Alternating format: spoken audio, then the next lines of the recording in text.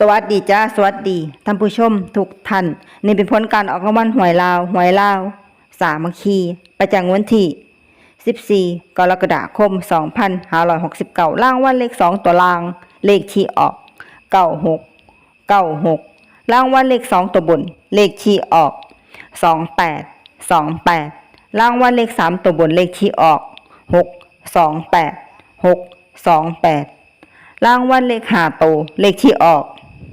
19628นี่ก็เป็นผลออกรางวัลหวยล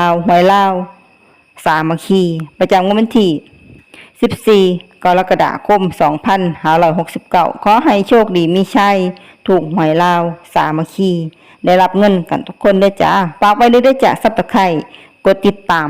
และเป็นกำลังใจขอขอบคุณทุกท่านที่เข้ามารับชมและรับฟังแล้วมาพบกันใหม่ในผลการออกหวยลาวสามัคคีใหม่ในวันพรุ่งนี้สำหรับมื้อนี้ขอบคุณและสวัสดีจ้า